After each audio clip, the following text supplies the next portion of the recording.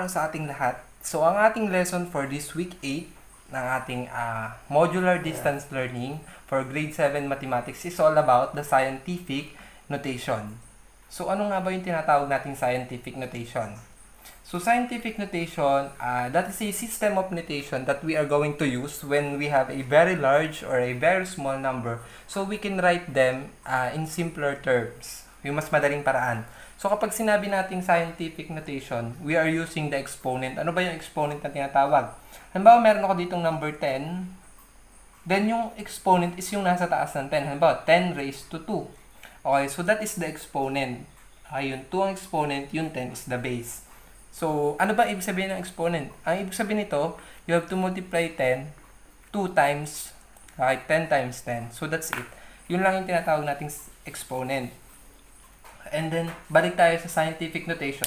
Kapag magsusulat tayo ng scientific notation, that is in the form A times 10 raised to n.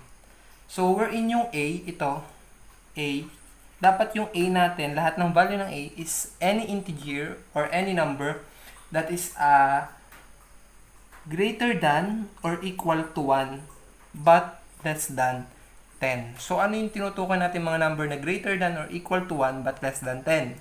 So, yung magsisimula sa 1 up to 9 lang. Hindi kasali ang 10. Okay? So, dapat yung ating A is from 1 to 9 lamang ang ating gagamitin. And then, yun nga, it is written as a number from 1 through 9 multiplied by 10. Lagi pong 10 kapag scientific notation. Then, i-erase lang natin sa appropriate exponent. Itong n that signifies the exponent. It's either positive or negative exponent. So after this lesson, I hope everyone will everyone is able to write numbers into scientific notation and vice versa. So from it, okay, let us try to have some examples. Okay, so halimbawa meron tayo ditong a very large number. So halimbawa 93 million. Tama? So how are we going to write this into a simpler or yung mas madaling paraan? So gagamit tayo ng tinatawag nating scientific notation. Okay, so since it is a very large number, let us convert this into let us write this into scientific notation. So ang unang gagawin is to move the decimal point to the first significant digit to the left of the decimal point. So, ano po yung binabanggit na yun? Nasaan ba ang decimal point ng ating given number? Di ba ang decimal point yun parang period, okay, ng number? Kapag ganyan, na walang nakasulat, so, ibig sabihin ang kanyang decimal point ay laging nasa dulo. And then, we are going to move that decimal point, okay, to the left. Papunta dun sa unang number. 1, 2, 3, 4, 5, 6, 7. So, titigil na tayo dito. Ngayon, yung decimal point, na dito na siya ngayon. Okay? Kaya, ang ating scientific notation is equivalent to 9.3 times 10 raised to the 7 power. Since that is a very large number, ang ating exponent na gagamitin is positive.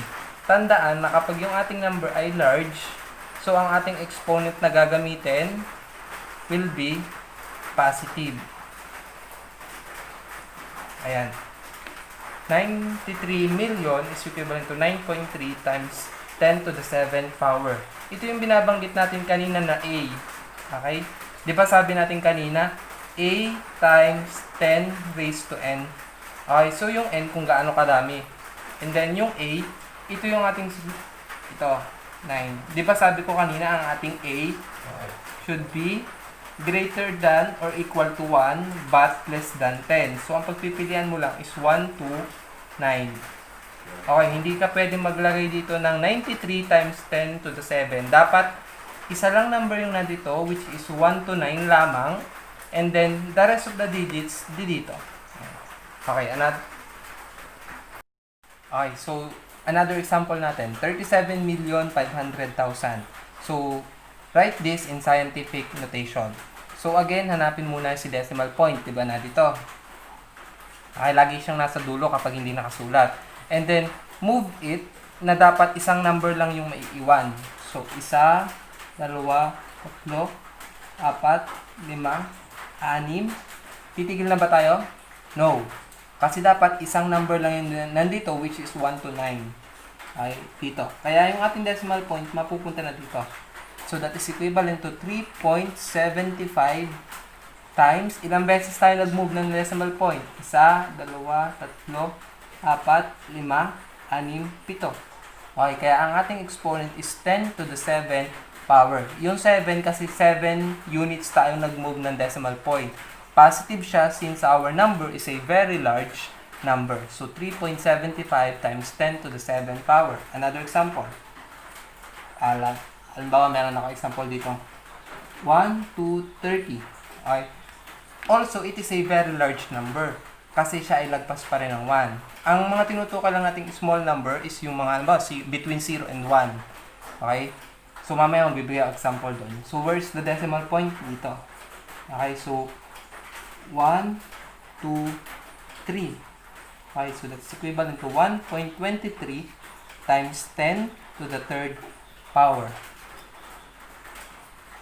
Oh. Okay, next. Halimbawa, meron ako dito 17.850. Okay, so where's the decimal point? In this case, given yung ating decimal point na dito. Okay, so ilang move nyo lang ang gagawin. So, move natin dito. Okay, so that's equivalent to 1.785 times 10. Okay? Isusulat ko pa ba yung 1? Kasi isang beses lang naman tayo nag-move eh. Okay, so pwede mong isulat yung 1, so pwedeng hindi. So, it depends upon to you. Okay? So, kasi 10 raised to 1, kapag hindi kasi nakasulat yung 1, yan, ganyan. So, that is, matic na 1 yung exponent niya kapag hindi nakasulat. Okay? Pero kapag, hindi pwede mo naman isulat. Pero, matic na yun na 1 ang exponent kapag hindi nakasulat. So, try mo. 1.785 times 10 is equal to 17.850. Okay, so for the last one, ito. Magsisimula tayo dito kasi nandito yung kanyang decimal point. And then how many units? 1, 2, 3, 4, 5, 6, 7, 8, 9, 10. Okay, so that's equivalent to 9.3 times 10, okay, to the 9th power. Okay, kasi 9 units yung ating ginawa. Okay, so always remember na kapag yung ating number is a large number, tulad niyan, ang ating exponent is positive. Okay? And then kapag naman yung ating mga number is small numbers, so ang ating exponents will be negative. So example tayo. Okay, so kapag ganito naman yung given natin, so that is, we can say that that is a very small number since wala pa siyang 1. Okay? So that is between 0 and 1. Hindi pa siya umabot ng 1. So all you have to do is to move the decimal point to the right until the first significant digit to the left of the decimal point and then just copy the significant digits to its right. So paano po yung binabanggit na iyon? All you have to do, di ba ito yung decimal point, i-move nyo din lang siya. Okay, 1, 2, 3, 4, 5, 6, 7, 8, 9, 10. Okay, kaya dito na, kapag umabot ka na sa first significant digit, dito sa number, hanggang doon na lang. Kaya magiging 7.34 multiplied by 10. Okay, ilang beses tayo nag-move? Okay, so diba, 1, 2, 3, 4, 5, 6, 7, 8, 9. So that will be negative 9. 7.34 times 10 to the negative 9. Bakit po negative yung ating ginamit na exponent? Since this number is a very small number. So, ang gagamitin natin is negative exponent. Ayan. Another example tayo. Halimbawa, 0.00015. Okay. So, move the decimal point. 1, 2, 3, 4, 5. So, that is equivalent to 1.5 times 10 raised to the negative 5. 1, 2, 3, 4, 5. Kaya negative 5. Napansin niyo yung pagkakaiba ng pag-move natin? Papaganto siya. Yung kanina ay to the left. Ngayon, to the right. Okay. So, another example. 0.0000.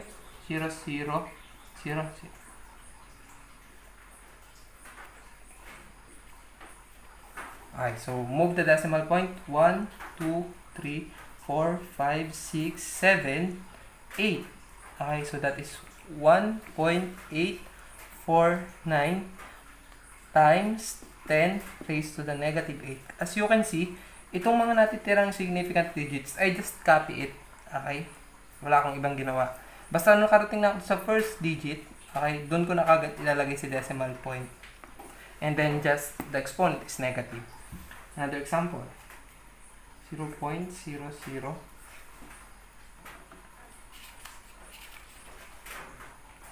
64. Okay?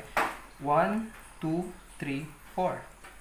That is 6.4 times 10 to the negative 4. Last example, number 5.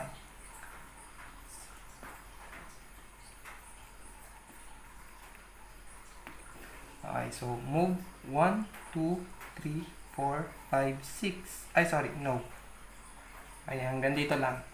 Okay, so 2.65 times 1, 2, 3, 4, 5.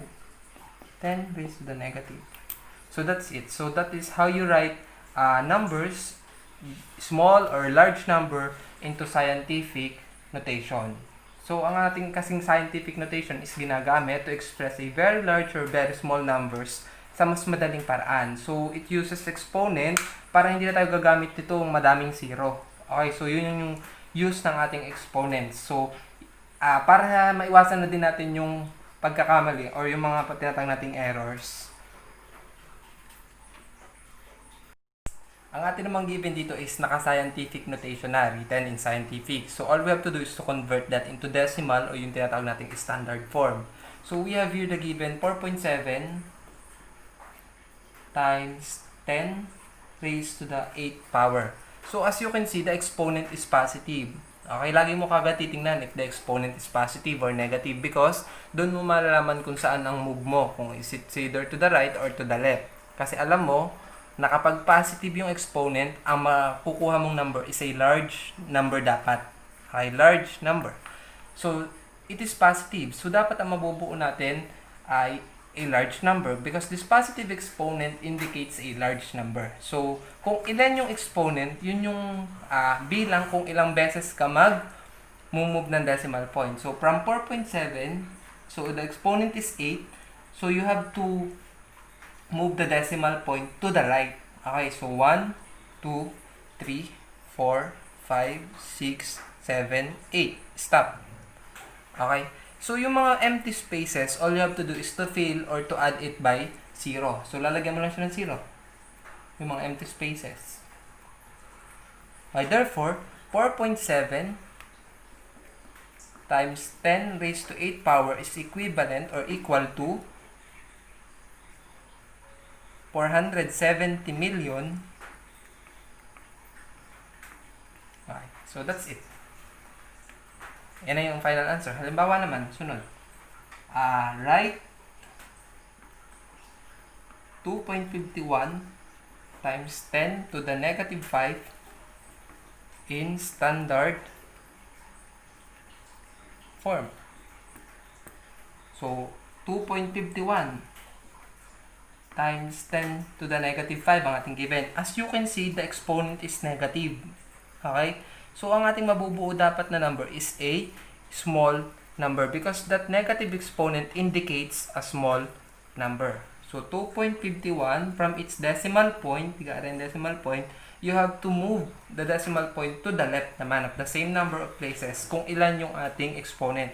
So, since, ano ba yung ating exponent? Negative 5. Okay? So, ang absolute value niyan ay 5. Ibig sabihin, 5 beses tayong mag-move ng decimal point to the left para makabuo tayo ng small number.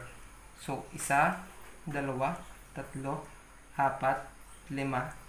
Okay, stop. Nandito na yung decimal point. From here, nandito na. Then, just fill it by 0, yung mga empty space. And then, lagi tayo naglalagay ng 0 dito sa unahan kapag decimal. So, that is equivalent to 0.1234.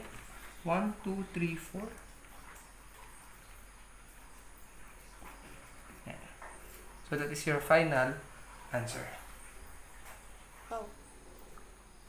Okay, so, in this lesson, scientific notation, ito lang ang kailangan yung tandaan.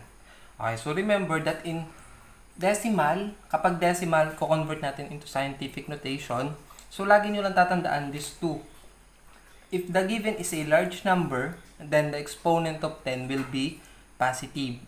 Then, if the given is a small number, the exponent of 10 is always negative. Yan ay decimal to scientific ha, kapag magsusulat ng decimal to scientific.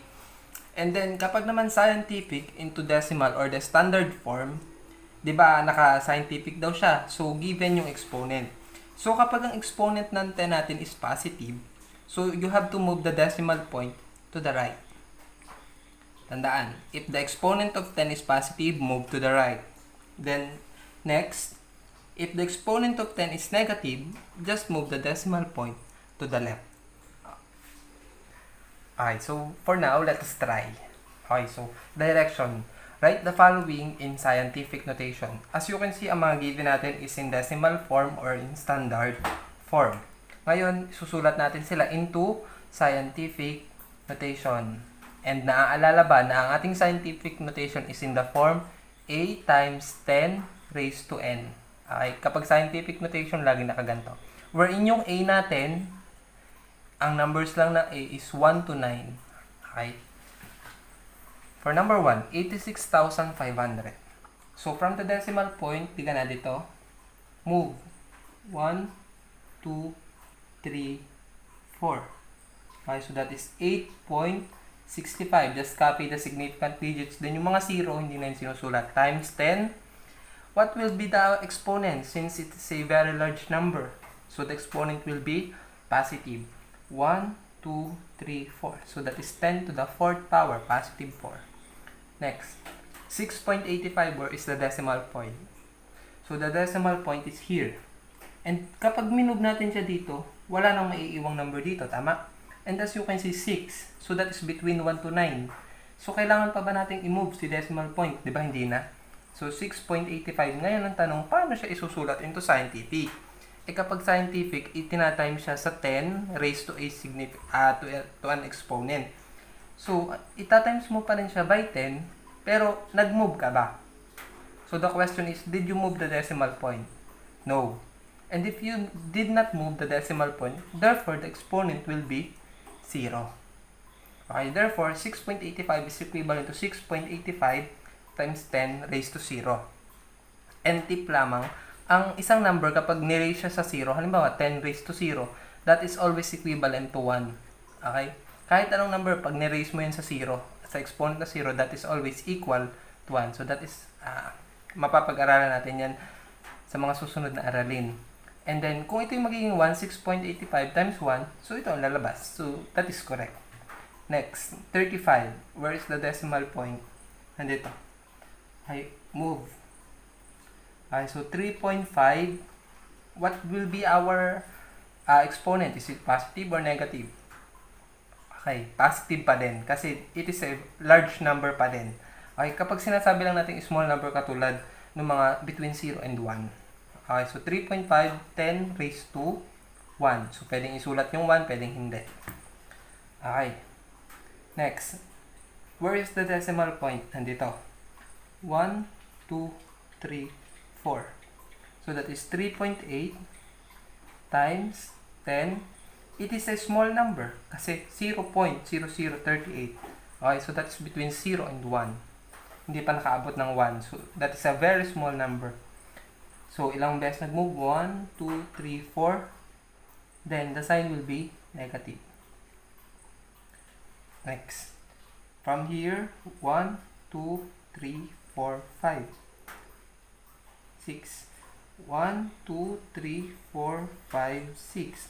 So that is 2.65 times 10 raised to negative 6. 6 raised to negative 6.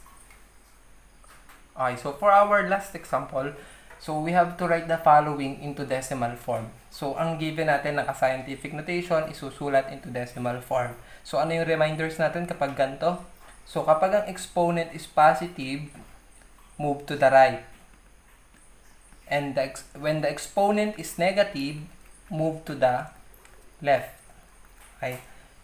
Number 1, exponent is positive. Exponent of 10 is positive. So, we have to move the decimal point to the right. Okay, so 2.3 ang ating exponent is 7, so move it 7 units. 1, 2, 3, 4, 5, 6, 7. So, stop ka na dito, the decimal point. Yung mga empty space, lagyan ng 0. Okay, therefore, 2.3 times 10 to the 7th power is equivalent to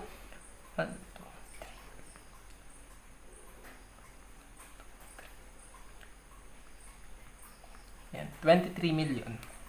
Next, 2.86 times 10 to the negative 6.